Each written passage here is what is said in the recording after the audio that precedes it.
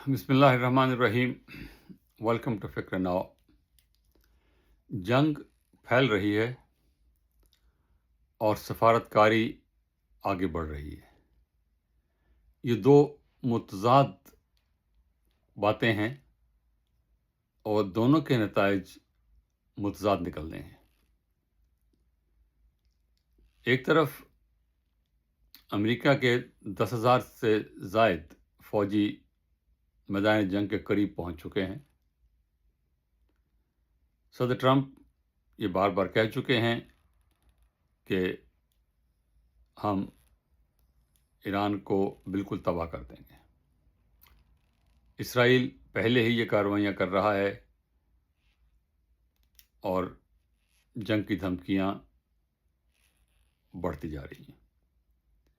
ایران کی طرف سے جوابی حملے جاری ہیں، اسرائیل پہ بھی حملے ہو رہے ہیں، اور جو نئی ڈیولپمنٹ ہے وہ یمن سے حوثی نے یہ پہلا میزائل فائر کر کے یہ بتا دیا ہے کہ بحیرہ احمر سے بھی جو تیل جا رہا ہے ہم اس کو بھی بند کر سکتے ہیں۔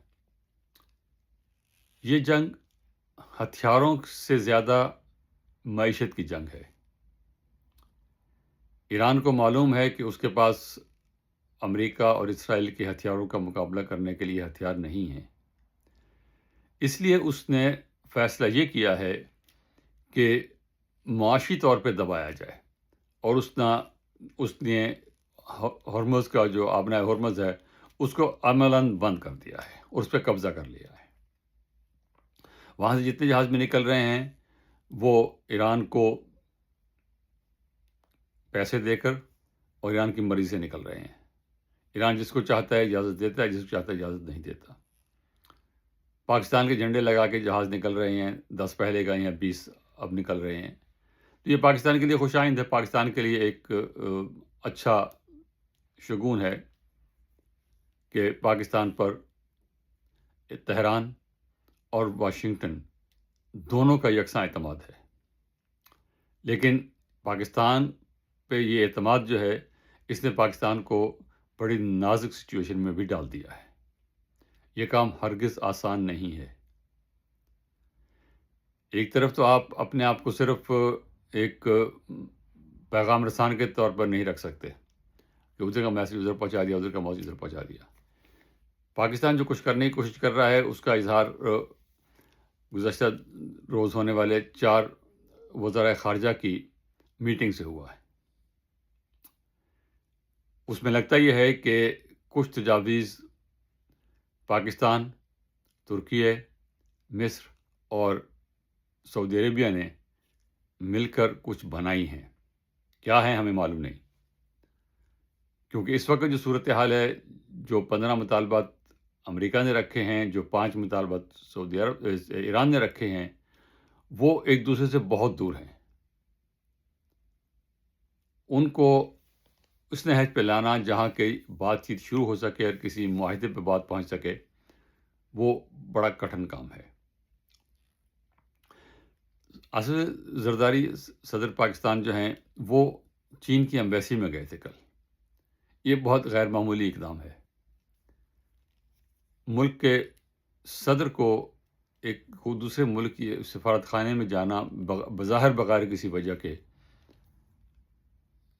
بالکل ایک نئی بات ہے، لیکن جو صورتحال ہے اس سے لگتا یہ ہے کہ وہاں سے انہوں نے غالباً چین کی سربراہوں سے کوئی بات کی ہے۔ اگر وہ صرف سفیر کو کچھ پیغام دینا چاہتے تو سفیر کو اپنے پاس بلا سکتے تھے۔ لگتا یہ ہے کہ آصف علی زرداری کیونکہ چین سے بڑے پرانے واقف ہیں تو انہوں نے وہاں سے کچھ بات کی ہے وہاں سے، اور اب جو ہے فارن منسٹر اسحاق ڈار وہ چین جا رہے ہیں اور کہہ رہے ہیں کہ وہاں کچھ اہم بات کی جائے گی۔ تو اس سے لگتا یہ ہے کہ یہ چاروں ممالک ایک طرف پاکستان پہ اعتماد کرتے ہیں، جو وزرائے خارجہ آئے ہوئے تھے، دوسری طرف سے ایران اور امریکہ پاکستان پہ اعتماد کرتے ہیں، چین بھی اس ایکویشن میں شامل ہے۔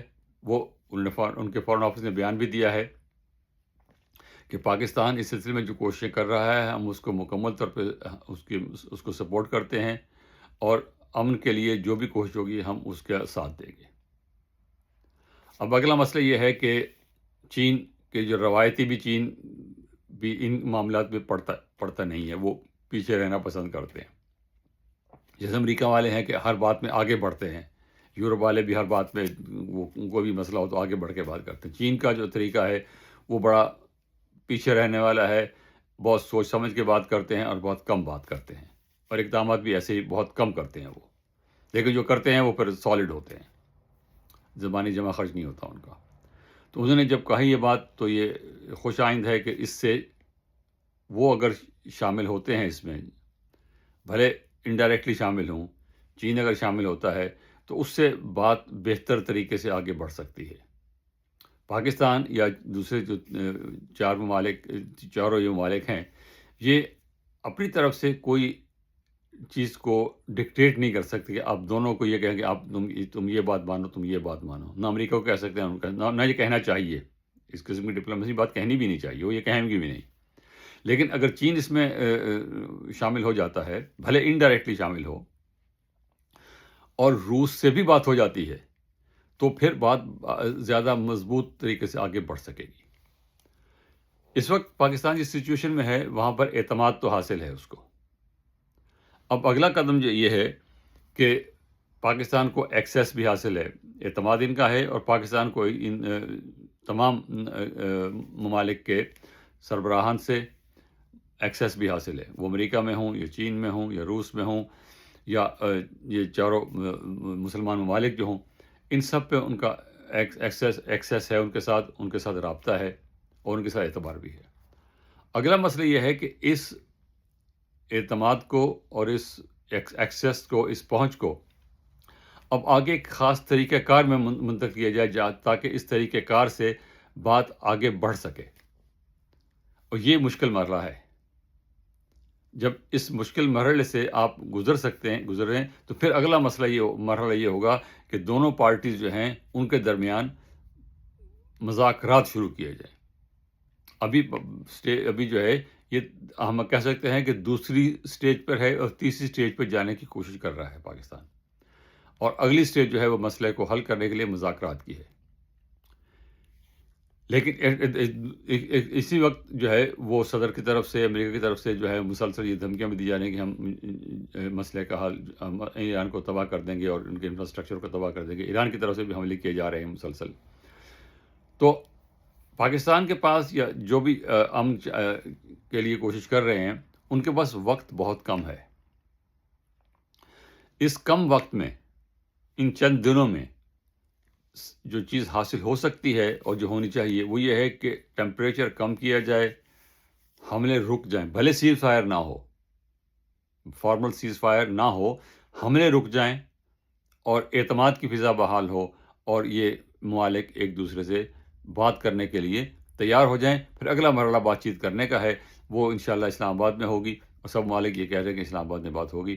تو بڑے تحمل سے، بڑے صبر سے آگے چلنا ہوگا، اور وہ لوگ جس کو سیبوٹاج کرنا چاہ رہے ہیں ان کے بھی ہوشیار رہنا ہوگا، کیونکہ دلی کی طرف سے جو پروپیگنڈا ہو رہا ہے یہ کہ اسلام آباد محفوظ جگہ نہیں ہے اس قسم کے مذاکرات کے لیے، اور وہ مسلسل اس چیز کو پھیلا رہے ہیں۔ تاہم اس کی زیادہ فکر کرنے کی ضرورت نہیں ہے، یہ خواہش اور کوشش ہے کہ یہ مذاکرات کامیاب ہوں، بات آگے بڑھے۔ بہت شکریہ، خدا حافظ۔